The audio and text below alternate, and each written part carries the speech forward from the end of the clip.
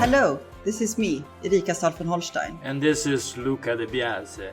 Welcome to Reimagine Talks, the podcast to challenge the way we think. Today, we are delighted to be here to challenge the traditional concept of power with Manuel Castells. Manuel Castells has shaped our understanding of the political dynamics in the network society. Professor and Wallis Annenberg Chair in Communication, Technology and Society at the University of Southern California, Castells' academic career involves most of the leading universities in the world. He has authored 35 books, and he is a former Minister of Universities of the Spanish government.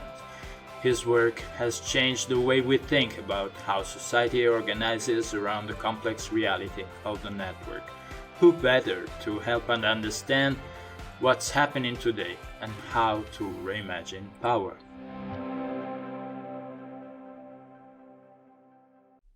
So maybe we should start with with a fundamental question. What do we mean by power, and why is it so important? First of all, thanks to you and to everybody involved in this process for giving me the opportunity and the pleasure to comment with my European fellows a very important question, which is not theoretical only, because it's what people feel in their life every day, every minute. Even when they don't think about power, they are in a power relationship, most people in a subordinated power relationship. So it's important to know what it is, particularly if you are not satisfied with being under one particular set of power and you would like to change. It's important to know what you have to change, because without knowing what you want to change, you cannot change anything. So if you ask me about what is power, well, power traditionally, this is not innovation, power is the capacity of some humans to compel or influence the behavior of other humans so that they behave according to the power, the interests and values of the power holders. And why is it so important in understanding the role of power in our society today? It's not only today. Throughout human history, power is what I would call the DNA of societies. But because whoever has power, being a person, institutions in which one person or several persons are critical, whoever has power has the capacity to set up the rules, the norms and the institutions of society under which we live. So it's the DNA of societies, and it's our code of behavior, which is enforced by the institution. We are free, yes, we are free within the conditions of what those in power consider acceptable or not acceptable. Fortunately, power is not absolute power, with some exceptions in history, even in moments of an absolutist regime. There's always some resistance. There's always people saying, no way. Usually they are killed, but in principle, there has always been, where there is power, there is resistance to power. In fact, where is domination of power? In terms of power, power is a relationship, can be accepted, not accepted, fought against. And so I say that, in fact, the institutions of society are built around the dynamics, the relationship between power and counterpower. Counterpower is the attempt by those humans who do not feel represented in the institutions of society under the power conditions existing in every moment to try to modify the program, to modify which are the rules of society, and for that different ways, from struggles and even in some cases challenges in revolutionary terms, to in our democracies through mobilization, trying to win new elections. So the result of power and counterpower is the set of norms and institutions under which we live and by which we live. And that, to some extent, means that it's changing constantly. Every day, there are attempts to impose power according to the established norms and challenge power. We are currently seeing big upheavals in society. There are power and counterpower are working at present. How do you understand the change in this? How is changing the relationship between these different powers in a network society after so many years of the internet being important in our world?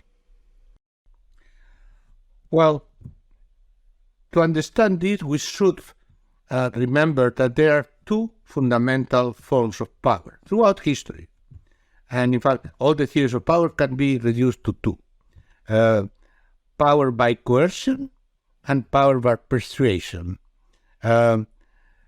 Although power by coercion is more decisive, I mean, you do this or I shoot you, or I send you to jail, but power by persuasion, it's actually more effective because it influences our minds.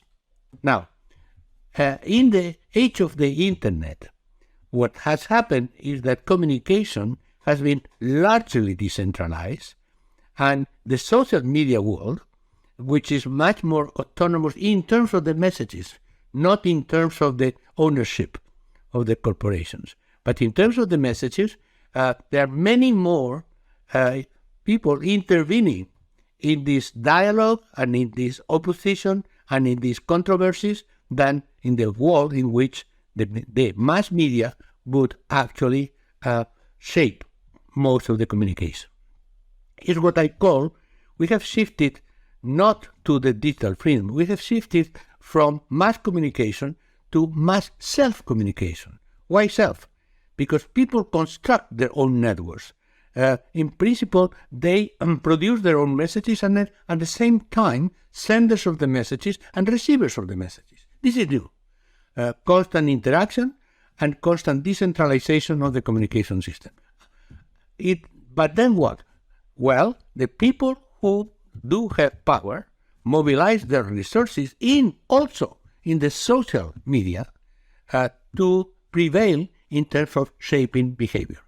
And this is the fundamental reason why social media, rather than being an electronic agora, is a battlefield between different project ideas and manipulations that happen all the time. And in one of my favorite books that you wrote, Communication Power, you underline the importance of the communication for power, and the fact that power is transformed to some extent through the communication networks. It's become a very popular thing in recent years to blame social media and the internet for a lot of the problems that we are seeing today.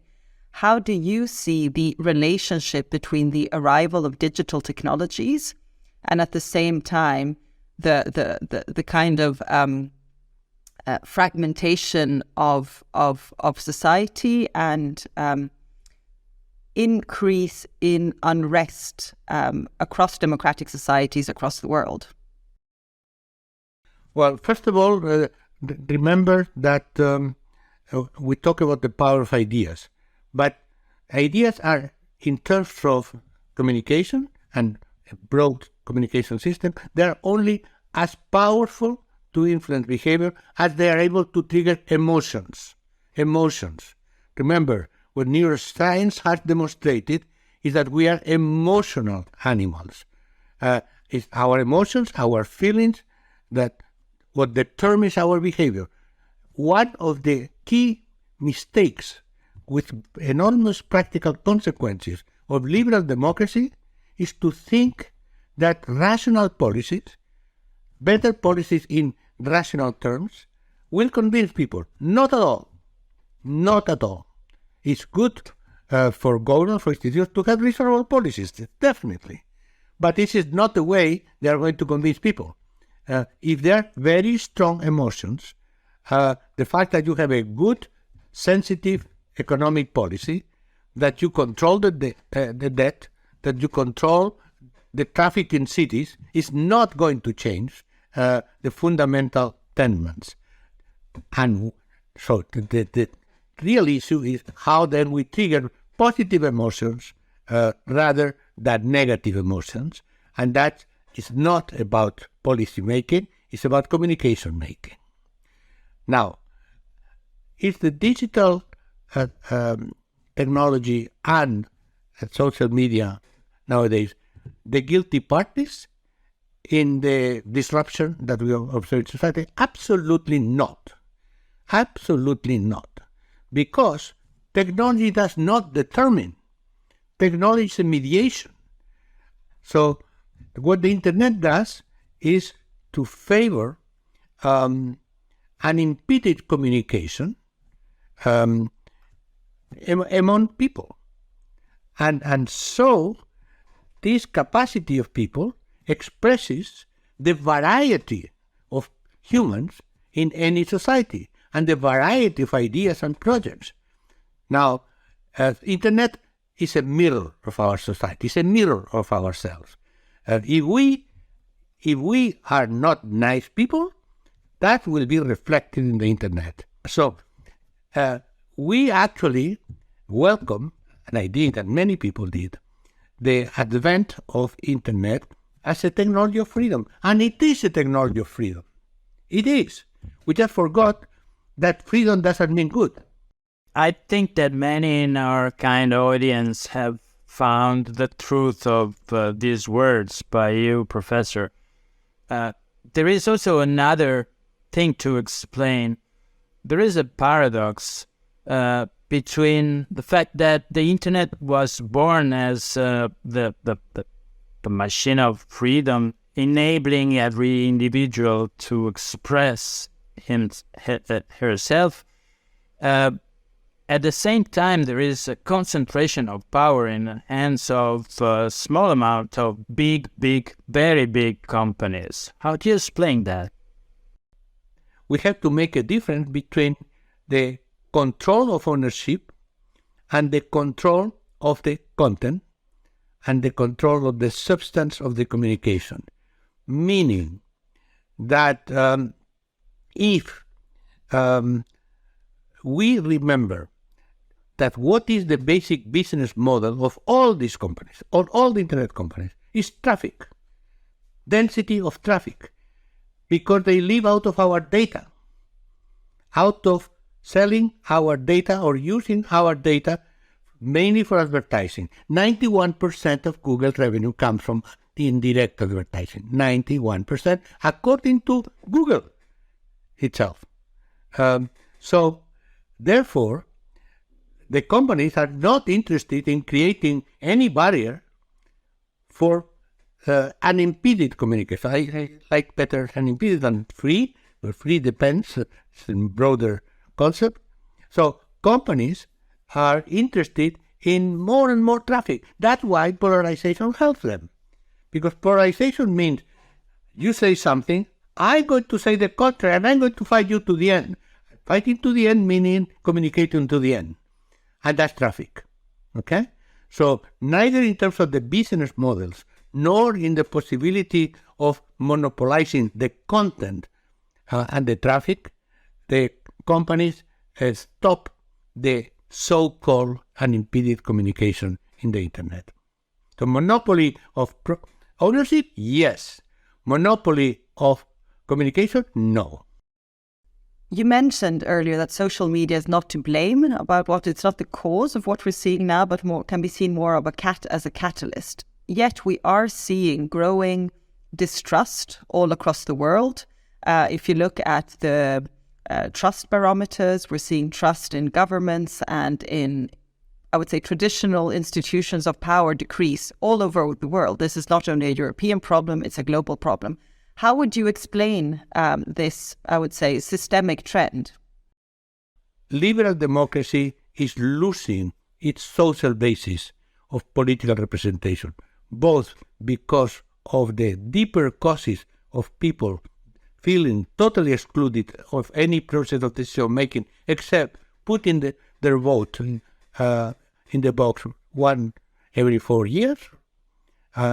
Except that, they don't have any other channel of political representation or any other control. So what they do, when they can, they protest. When they can, they support parties that place themselves outside the system to then go into the system. As soon as they go into the system, soon thereafter, they are integrated into the rules of the system, even the extreme right, even more so because they are more democratic than the people in the left. And then they come to be considered the same. The famous term years ago that started in Italy, we are against the casta.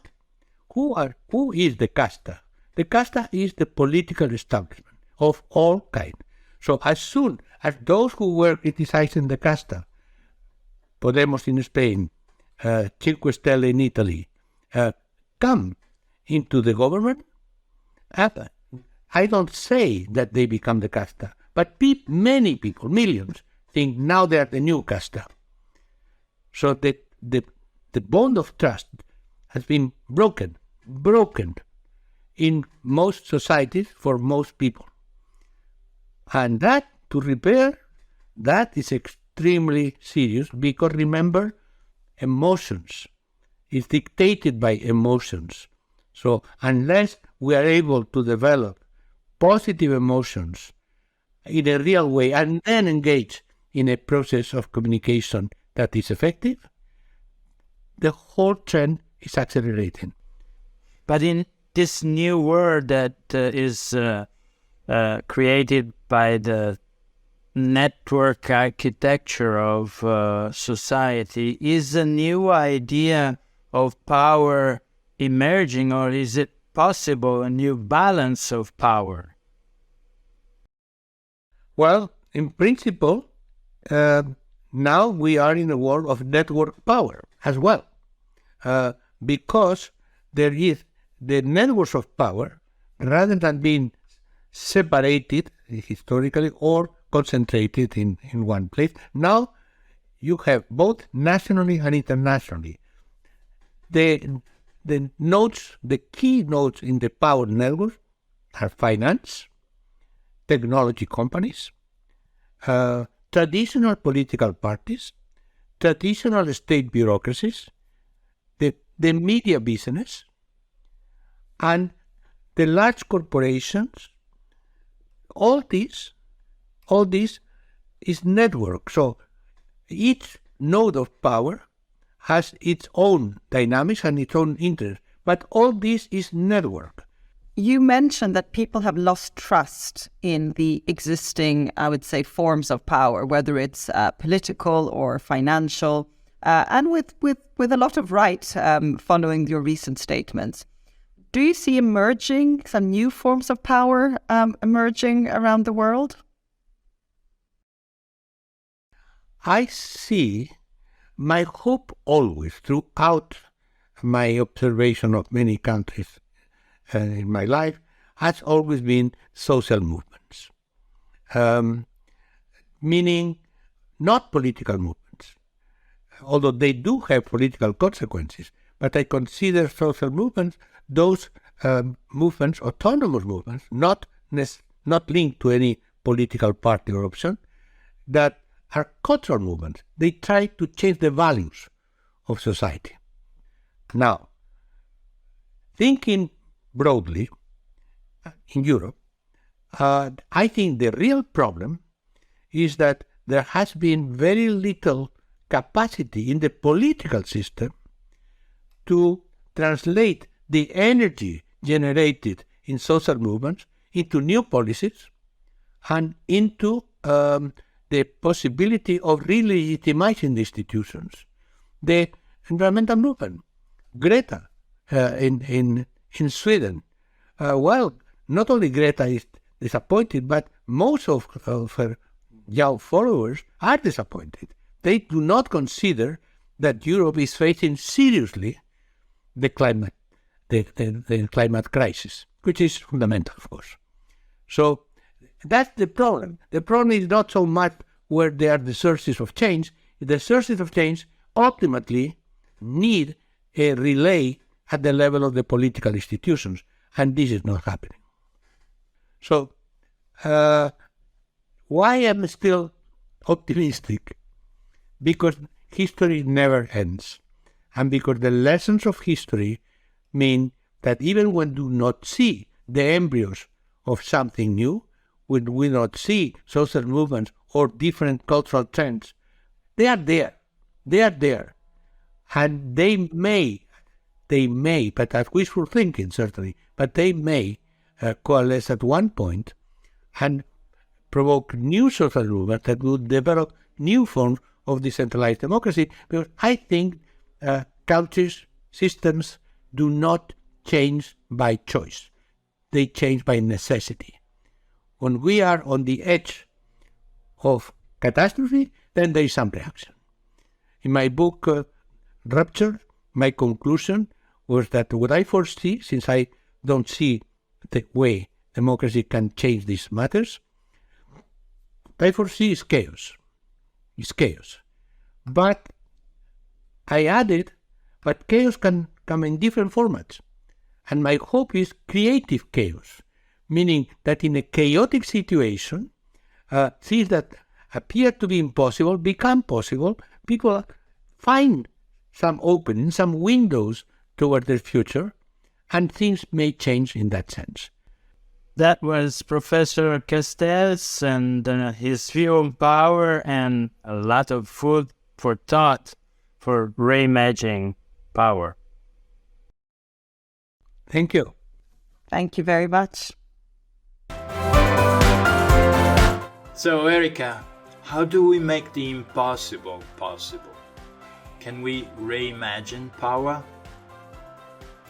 Well, I think there are some key takeaways of this fascinating conversation, and these are the following. Number one, power is changing constantly, and we're currently living in a battlefield of new ideas, and that is why communication is so important. Secondly, the internet and the social media are an amazing medium to be at the basis for a shift in power relations. But we have to remember that freedom does not mean good. The internet is a mirror of society. And that is where things get a little concerning. And this brings me to the third point I think we should take away. And that is that we cannot rely on the fact that the trajectory of power transformation is set on a course towards democratic, decentralized, and distributed power. It will be up to society to want this change and to fight for it. So let's reimagine power